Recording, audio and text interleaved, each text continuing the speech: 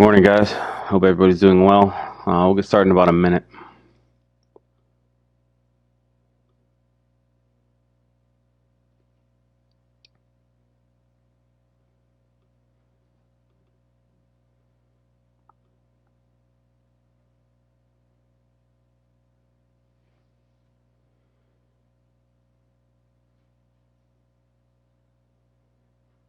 If you guys saw today, I dropped the novel groups into the conversation.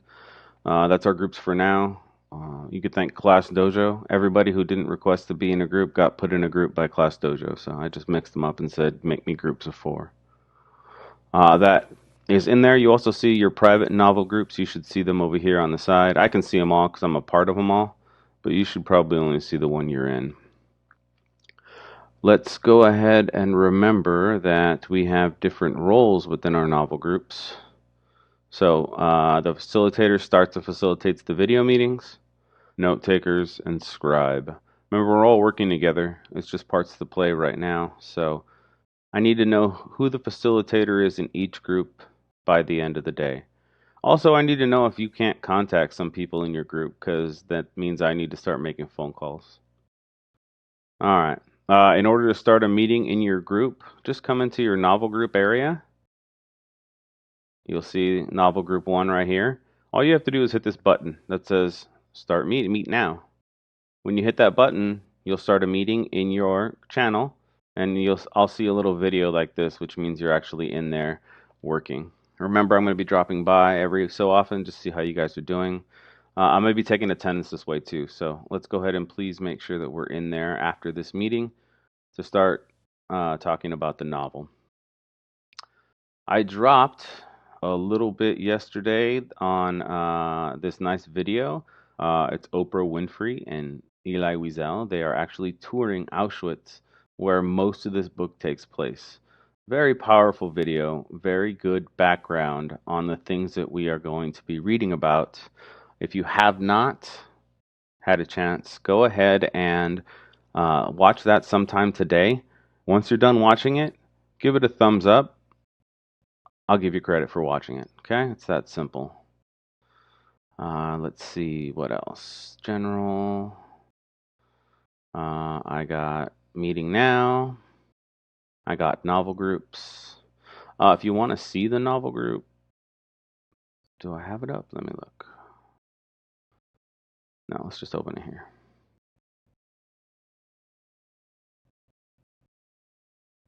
All right, here are the novel groups. If you have problems with your novel group, let me know before it becomes a problem, please. I can always change novel groups around, but I don't know unless you tell me. Like I said, that document's in there, and your novel group should be visible on the side of our team's player or our team's environment over here. Some people asked about assignments. Let's go over those real quick. Once again, it's here in assignments. Just look up and see which one we need to get done. Your assignments for this class, are in the assignments tab. Night pre-reading, I have 11 of 27 turned in. Okay, if you haven't done that, let's get that due today before the end of the day, please.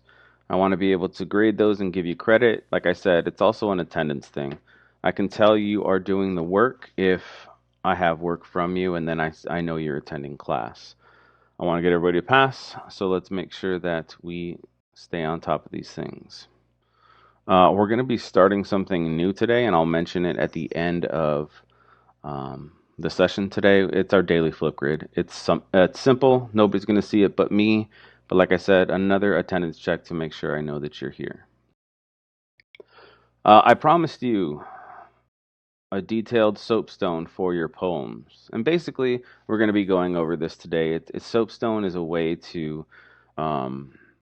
analyze poetry. And we are going to go ahead, move my light. We're going to go ahead and go over that way because it's what you're going to be doing for the 2 poems this week. Your 2 poems this week are Introduction to Poetry by Billy Collins and The Fish by Elizabeth Bishop. I'm going to be basically doing your homework for you right now during class. So please pay attention and we'll go over the soapstone. So here's the template in our files. This is going to tell you what to do in each part. It's a PDF, so you can't edit it, but the one that you have within the assignment itself is a Word doc. So you will definitely, oh, I hate this thing. You will definitely be able to do more with it. It seems like the PDF reader on Chrome is broken. So let's go ahead and, all right. I hope everybody can see my screen. If you can't, let me know. I have the soapstone on the screen. All right, here we go. So soapstone, SOAPST,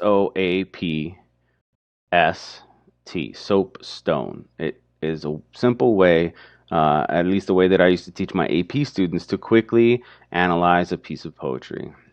The first S is for speaker. Identify who's telling the story or giving the information. Is it an omniscient narrator, a character in a story, the actual author? Sometimes the author is speaking to you from across the page. Other times it's this figurative persona that is not the author itself. Why do you think the author has chosen this person to be the speaker? And then what details about the person are important to know? Mostly when you're reading a poem, all of the pertinent details are going to be in the poem itself. So really look into there. There's a couple times where it might be important to know who the speaker is or the author, and maybe what time frame or era that they lived in, just for context of the poem. If you have a lot of, say, pastoral or like farm imagery in a poem, and you find out that that poet lived in the early 1900s, well, that kind of makes sense, doesn't it? So a little background isn't a lot, but don't get mired down in the details. The speaker isn't always the author, and I think that's important to remember. Occasion, time or place it's written. Why is this poem written? What is going on in the poem? From a geographical and chronological context, is the speaker thinking and acting? Okay.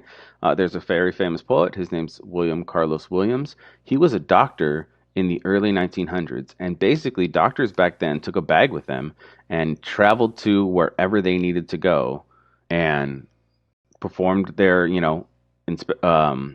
examinations, minor surgeries at the person's house. And it's important to know that he was traveling a lot, because a lot of William Carlos Williams' poems are about simple things you can see around a farm. He has a like 3 or 4 line poem called The Red Wheelbarrow. Very simple, something he sees almost every day in his travels. And so it took on a different meaning for him. So, geographical, chronological context. How does time and place affect and inform the text? And then what details are given about the occasion itself? We're going to see that today in our poem by Billy Collins about the time and place of the poem. It's going to be a little important. The audience. Describe the audience. Consider the primary, secondary audiences. Who was it written for? Why was it written for them? What characteristics do you know about the audience? And how do you know that the text was written with them in mind? These are all important guiding questions. So, all right. Purpose. Establish the purpose. Why would the author write this particular text for this audience? Ask yourself, what value does this give to my audience? What does the author think or hope the audience of the text will think about as a result of it? And then how does the author effectively or ineffectively make his purpose? The subject. Knowing the audience and the purpose of the document, in conjunction with the two above, the occasion and the purpose, and the speaker, it allows you to better understand the subject or the topic. What is the author really getting at? What belies the story or the prose, possibly providing deeper meaning? And then what does the author reveal when addressing the subject? Lastly is tone. Tone is all about word choice, it's organization, it's rhetorical patterns of prose. How do they make the audience feel when they're reading it? How does the author feel about the subject? Is the message heavy-handed or is it subtle? What can you say about the syntactical construction? That's how the words are made up. And structure of the text in regard to tone. There are some phrases and words and poems that have different rhyme schemes, and they make you speed up or slow down your reading. A good one that I can think of right away is The Raven. The Raven by Edgar Allan Poe has a lot of internal rhyme going on the same line. And so it becomes almost like this sing-song uh, recitation while you're reading it, and it presents a pattern of stressed and unstressed syllables and internal rhyming that then he breaks at other points to make his point be known. So, is there any of that going on? Now, the first poem that we're doing, called Introduction to Poetry by Billy Collins, it isn't this deep. It isn't on this, great a level. And I'm going to give you a little bit of background on Billy Collins. Number one, he was a poet laureate, which means that he was chosen by the president to be like America's poet for a few years. He was also a teacher, and he taught, guess what? English language, composition, and poetry. So, the introduction to poetry itself is kind of a glimpse into his life and his ability or his attempt to teach poetry to his students. All right, so I'm going to put the soapstone up on half of the screen. Actually,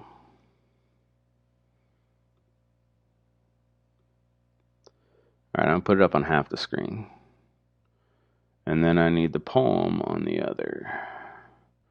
And I'm just going to go to Introduction to Poetry, Billy Collins. Here we go. Short poem right there, 16 lines. Not all of them have a lot of syllables in it. So let's go ahead and give it a read. Ready? I asked them to take a poem and hold it up to the light, like a color slide, or press an ear against its hive. I say drop a mouse into a poem and watch him probe his way out, or walk inside the poem's room and feel the walls for a light switch. I want them to water ski across the surface of a poem, waving at the author's name on the shore. But all they want to do is tie the poem to a chair with rope, and torture a confession out of it. They begin beating it with a hose to find out what it really means. Okay? This was Billy Collins' attempt at a little bit of humor at teaching students poetry. So, let's talk about the speaker. Speaker here we can identify by this term right here, I. I ask them. I say. I want. Okay? He is the one doing the asking here. So the author I think, chose this point of view because it's relatable to him. He's probably writing this poem for his students, so it's very relevant to his daily life, and it's probably something he sees a lot. Okay. Other people in the poem. There are three main characters in this poem. The first one is the speaker. The second one, I ask them. Who is them? Well, when I read this poem, I think this has to be the people he's asking to read a poem. So probably his students, probably in a lecture, or probably in a small setting, kind of like this. So it's the teacher asking the students to do what? To analyze a poem, to do exactly what we're doing right now. And the occasion's probably a class just like this, right? So he's asking the speaker during a class, his audience, which is his students, to analyze a poem, to think about a poem more than just the words on the page, right? So that's the first four that are going on right here: speaker, occasion, audience, and purpose. Now, he has a specific view on how he wants this poem to be viewed, right? What he wants his students to do with the poetry. This is how he thinks of it. So, what does he ask them to do? Subject is analyzing a poem. We talked about that. He asked them to hold it up to the light like a color slide. Color slides were a part of early photography. I'm going to bring one up right now.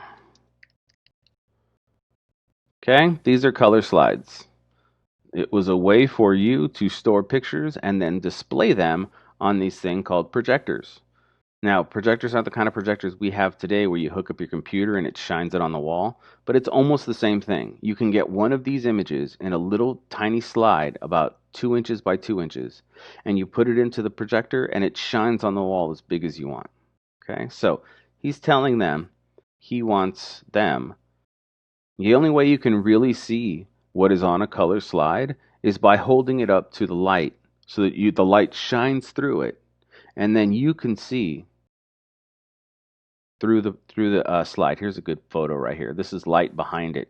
You can't really see a lot, especially if it's a dull light, but holding it up is the only real way for you to tell what is in or what is on the slide. So that's what he wants them to do. He wants them to examine it lightly. You're not grabbing it hard, you're not strangling it. You're holding it delicately up to a source so that you can tell what's going on.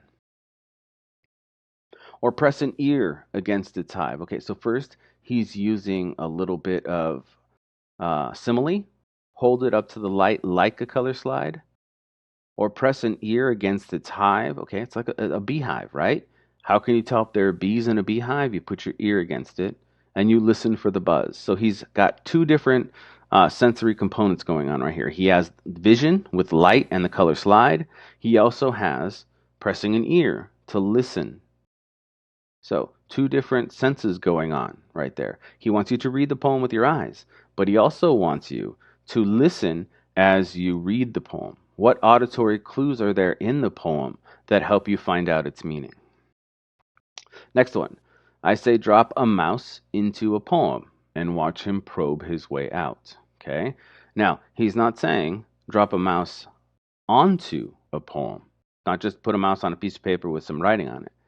He's saying that this poem is like a maze that you drop a mouse into. And how does the mouse find its way out? It uses its senses. It uses its hearing, it uses its smell, it uses touch on its whiskers to really explore the maze and find a way to get out. Okay? So that's what he wants you to do. Hold it up gently like a color slide. He wants you to listen to the sounds that are going on. He wants you to feel your way around. What's going on? Really explore the poem. Or walk inside the poem's room and feel the walls for a light switch. I'm sure we've all done this. We've walked into a dark room. We've felt around on a wall. Most light switches, right or left side, if the door opens on the right side, the light switch is usually right by that handle. So I'm going to open, it's going to be dark, I'm going to feel on the wall, and I'm going to turn it on. What does light do? Light illuminates things. Light lets you see what is happening in the room. Okay? That's what he wants. Light is also a metaphor for knowledge, right? Knowledge can be considered light. So as you're doing that, as you're feeling your way around the poem, hopefully you're gaining insight and knowledge into what the poem actually is trying to tell us, more than just what's on the page. The last one, I want them to water ski across the surface of a poem, waving at the author's name on shore. That's very playful, right? I don't know how many of you have been water skiing. It's terrifying. It is absolutely terrifying, especially if you're new at it. The boat is going fast. You are going fast. And you know that when you're going that fast, there's a strain on your arms and there's a strain on your legs trying to keep yourself upright. But once you get it and once your legs are locked and you're riding on top of the water and you get to look around and feel the wind in your face, it's really an exhilarating experience. Of course, there's this heightening of the experience by the fear of letting go and smashing your face into, the water at however many miles per hour, because that really hurts at that point. But that's what he's asking. He wants you to water ski across the poem.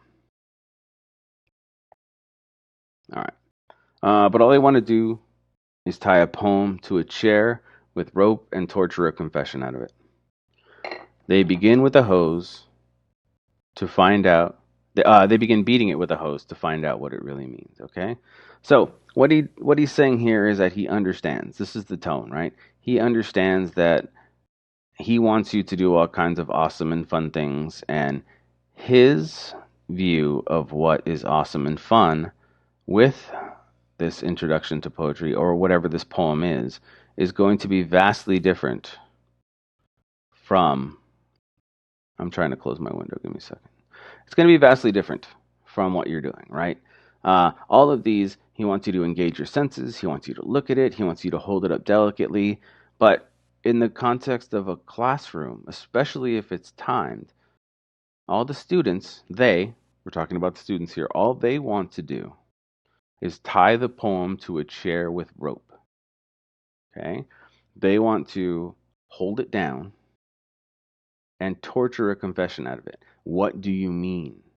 Like the purposes are completely different here, right? One is about exploring, one is about being exhilarated, having fun, maybe a little bit scary. All the students want to do is figure out what the hell this thing means, right? They want to strip it down to its bare components of words and poetic language and simile, metaphor, imagery, setting. They want to torture a confession. What does this really mean? They want to they begin beating it with a hose to find out what it really means. Can you get the real meaning out of a poem by beating it with a hose, by stripping all of the lights and the sensory images and the exploration? Drop a mouse into there, feel around for a light switch, have fun with the poem, water ski across it, right? Lots of it not really the same for the student and the teacher. Might just be teacher's been doing this a lot longer than they have and is more prone to giving it the time, to looking at it, um, and maybe is not always on the deadline that the students are. So let's go back to our soapstone for a second. So speaker, probably a teacher. Why did they choose it? Because it's something he happens with everyday life. It's something that he goes over. It's probably very pertinent to what he does for a living every day, right? Like he's always teaching these kids semester after semester, um, and he wants them to be able to analyze the poetry. The occasion probably taking place in class. The audience is the students. Purpose is his maybe juxtaposition of the way he wants or the way he views poetry as the teacher versus the way the students view it, especially if you're just learning to do poetry. Like the only thing you want is the answers. Give me the answers. That's all I really care about. Subject is poetry itself, I think. And the tone shifts. The tone at first is playful and exploratory and excited. At the beginning, I asked them to take a poem, hold it up. This is all about wonder and exploring and finding things out on your own. Okay? And then it all shifts right here with this word, but. Sets up a contrast, right? So I want you to be playful, I want you to exploratory, I want you to have fun, but all the students want to do is get the dang right answers, and they'll go about any way they can to get them. So it's not about fun anymore. It's about having to do work. It's about making sure that I'm right. It's about, nope, there's a right and a wrong answer here, and I have to find it. So I'm going to do whatever it takes to find out that right answer. Okay, and so that's the tone. It shifts right here from being playful to just give me the answers because that's all I need you for. All right. There's several more things going on besides soapstone in this poem, and I'm going to go over a couple of those right now. Let's get rid of this. All right. So let's talk about the poem itself. So he wants you to look, listen, and react to a poem in imaginative ways, right? There's a couple of things in here that are technical, like metaphor, anaphora. There's a little bit of iambic pentameter on a few different lines here. It's basically a way of reading stressed and unstressed syllables. I know you've probably gone over it when you talked about Shakespeare. It's a little too much to get into right now for, lesson number one. We might get into it. I have a couple of videos I'd like to show on it because myself, when I listen to a poem, even when I read it, I've been doing this for 20 something years. It's still kind of hard for me to get iambic pentameter and listen to it sometimes. And then after a while, it's okay, is that or isn't that? And I talk myself into or out of whether or not it fits a pattern. So I like letting videos do that little bit of teaching.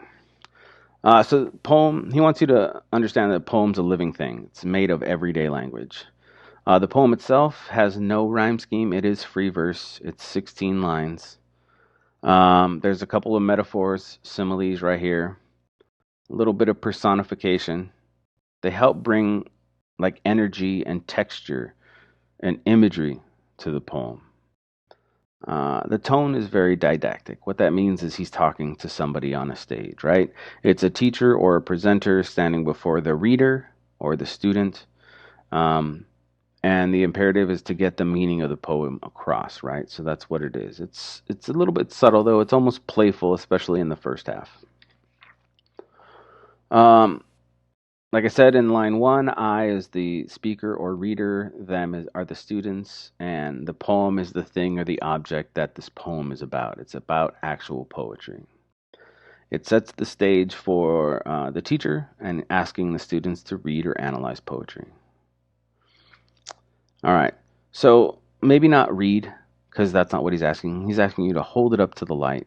Like I said before, he wants you to examine it closely, look at all the parts, look at the details, figure out how the thing works. Um, line four, press an ear against the tithe. Not only what it looks like, but what does it sound like? We talked about that. We talked about the auditory effects. There are a lot of different auditory effects you can bring into poetry, assonance, consonants, alliteration, all kinds of things that can speed up or slow down or create these beautiful effects that kind of aren't in this one right now.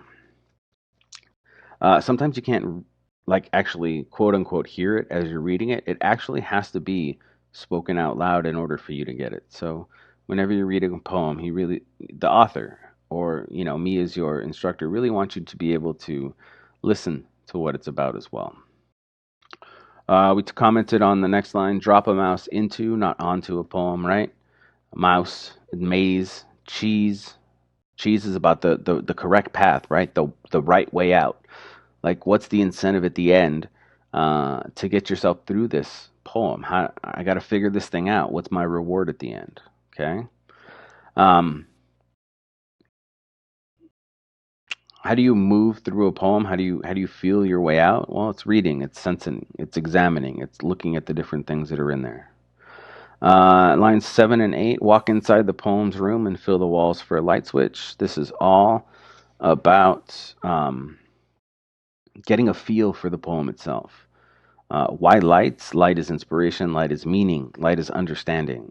These are the things that are brought forth by the light, right? You're trying to find the meaning, the understanding, the inspiration behind the poem. Even if we don't fully understand, we can connect with pieces of it and build understanding around those pieces we understand. Like, what if I've never been water skiing? So how do I know how that interacts? But you know what? I've seen a mouse in a maze. We've all done that, right? Um, I might not know what a color slide is, but I know that I can press my ear up against the hive of bees and listen. I think we've all walked into a room somewhere and tried to feel for the light switch. So I'm going to try and connect to one or two of these pieces to help my understanding. What good poems and what good poets do is they set up a bunch of parallel structures that talk about how to relate to something, right? So he's talking about how to analyze and relate to this poem in several different ways: color slide, hive, mouse, inside the walls, water ski. 5 different ways for you to be able to connect. And is it important that you connect on all of those? No. One or two of them is probably going to be enough to get what he's trying to say out of the poem itself. Line 9, I want them to water ski. Okay, it's a clear statement. Like I said, water ski is about risk, it's about adventure, it's about reward, and it's also about danger.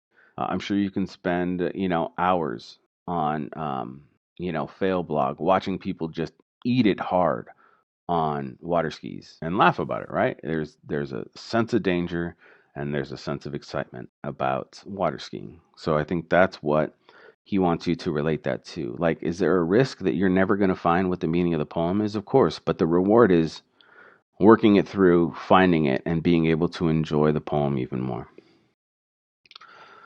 Um, it changes from a little bit right here. He wants you to walk inside the poems. This is inside. And on this one, he wants you to be on the surface of the poem, right? So he doesn't want you to dive deep into the language and the meaning. Like, what does it mean on just a casual read? Like, Skim across it. Uh, Looking at details versus the whole, right? Does the meaning change when I stop looking at these small little details and look at the poem as a whole? How does that change my understanding? The author here is an afterthought, but not in all poems, right?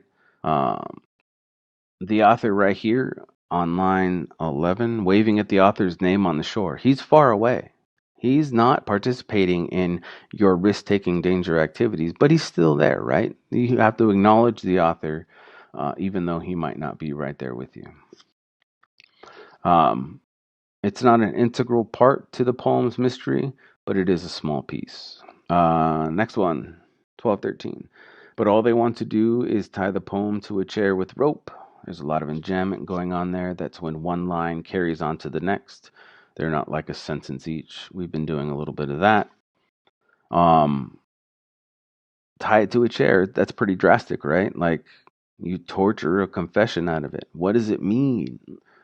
I can imagine the student on their last wits, confused and frustrated because they can't answer the questions that the teacher wanted. And damn it, just give me the answers. That's the feeling I get tying the poem to a chair with rope, right? Like that's that. It's time. And then the last, they begin beating it with the hose to find out what it really means. Like seriously, look at 4 lines above. He's talking about water skiing, and down at the bottom, we're beating the poem with a hose, right? So water ski versus torture. You're never going to beat the meaning out of a poem. What he's trying to say is you need to enjoy, to access the benefits that the author is trying to get across. The building, the construction of like the poetical form. If it's starting to frustrate you, it's time to walk away, take some breaths, and probably come back later when you're in a better frame of mind to be able to enjoy. Now, in the context of a classroom, we are not always you don't always have that luxury. Like the soapstone for the fish is due Friday. Like, okay, I'm going to have to torture a little bit of um, meaning out of this poem, but hopefully you get the enjoyment of the poem as well. All right. So that is Introduction to Poetry by Billy Collins. Hopefully, we were paying attention and writing some of that down for our. I'm moving around to get to right here, soapstone. All right. If you want this detailed version, like I have right here, do you want me to attach this to the poems from now on so you have all this here instead of just the big words? I could totally do that. In fact, I think I'm going to do it anyways. So this is our first poem for the week. We're going to be doing probably 2 a week so that it's not too much. This is meant to be individual work. There are places that I can go right now and get answers to all of this. And I would hesitate, or I would ask you to hesitate to do that as your first like instinct to like, I'm just going to go get the answers. Read the poems. Most of the poems that I give you, I have on my YouTube of me reading them. I'll put a link in. I know I have an introduction to poetry on my YouTube. I did April's National Poetry Month, and a couple years ago, I did a poem a day where I just read a poem because it was fun and I wanted it to have. So, yep, here it is. So, I I put my big fat face right there. That's my little emoji. I like it. I use it a lot. But most of the things I'm going to address with you are in this YouTube channel. So if you go down here, Introduction to Poems, here's my channel, all right here, National Poetry Month 2019. Here's The Fish by Elizabeth Bishop. That's the next one I'm asking you to read this week. So you don't want to read it yourself, you come over here, you click on this, and it's a 2-minute and 28-second video of me reading the poem. And it's all audio. You don't even have to look at that stupid sticker if you don't want to. But listen to it more than once. Then try reading it yourself after you've listened to it a couple times. Like that's the goal, right? Like I've already worked through all the hard words myself. It took me, I don't know, 2 or 3 times to record this in one sitting because I kept tripping up over words. The auditory effect of the poems that I'm giving you matter as well. So make sure, if you don't want to read them yourself out loud, make sure you're trying to look online on a YouTube channel. There's somebody reading it out there somewhere. All right. So, Soapstone, Introduction to Poetry. Yes, poetry can be considered difficult and hard. Sometimes the harder we work at trying to figure out what it's saying, it's like torturing that poem in the chair. All we do is get frustrated, and we can't always beat answers out of it. Try your best. Work yourself through it. Find a way to connect to the poem itself, even if it's just one or two things. That one or two things can give you access and insight to what's going on with the rest of the poem.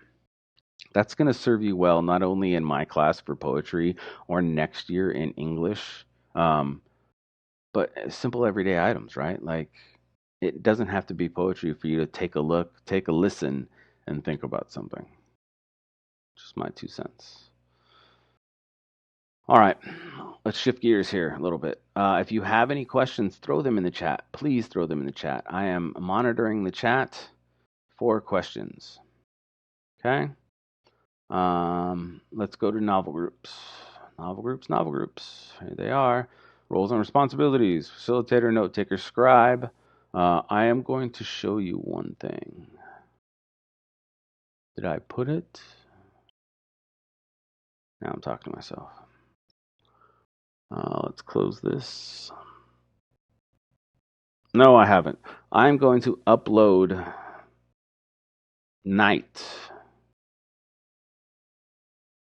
There it is. Night by Eli Wiesel. I'm going to throw this, I'm going to move that actually into the top level so that everybody can access it. This is the book of Night. Yeah, no, let's go back to recent. All right, I'll figure out how to get it right now. I'll move it into the general tab so that everybody has access to it. Download it, open it up, and this is what you're going to be reading. You're going to have a quiz on chapters 1, 2, and 3. This will probably be on Monday, so make sure that we are go ahead and reading along with it. And then I have some study guides for you as well to help direct you as you read.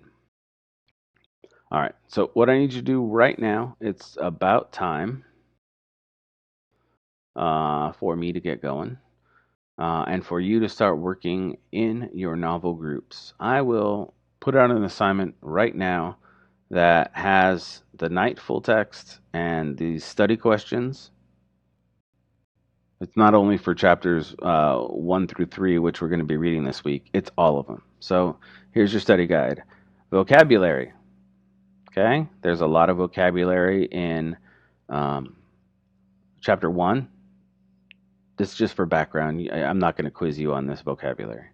Here are the questions. Chapter 1 is the longest chapter of the book. It has the most questions. Why? Because it really wants you to know what the heck's going on. So that's why there's a lot for chapter 1. Chapter 2, much shorter, 6 questions. Chapter 3, a little bit longer because a lot happens in it. Chapter 4, okay, so they vary in length. Like I said, you're working in groups on this. Your scribe, as you're getting it done, should be maybe taking, or your note taker should be taking out, looking at these questions beforehand so that you know what you're reading for, right? What's the purpose for your reading besides knowing what's going on? Well, here it is right here. If you don't want to stumble over all these words, Kabbalah and Hasidism and Boshe and all these things that, like, I don't know how to pronounce them, do me a favor. Within your groups, head to YouTube, search for Night Chapter 1. Oh, look at that. There's somebody named Amanda Gardner reading Night Chapter 1. This is a great resource, okay? I listen to audiobooks all the time. I love listening to audiobooks. Follow along with the PDF. In fact, if you want, load this up and have somebody share it in your Teams meeting and listen to it together. Go over the questions first. Like, this is totally acceptable. I find this as a great way to do something and engage in it on a different level. Okay, so if you want, there are tons of people reading Night Chapter 1. By all means, use it. All right. Any questions? Put them in the meeting chat. I already have people chatting with me yesterday asking questions. Thank you very much. I'm going to be taking attendance while you are in your novel groups. So I'm going to put that back on the screen for you to see. Please get into your novel groups. Go into your channel, start a meeting, and get to work. Questions in the chat if you have them. That's it for right now, guys. Have a great day. Hope to talk to you soon.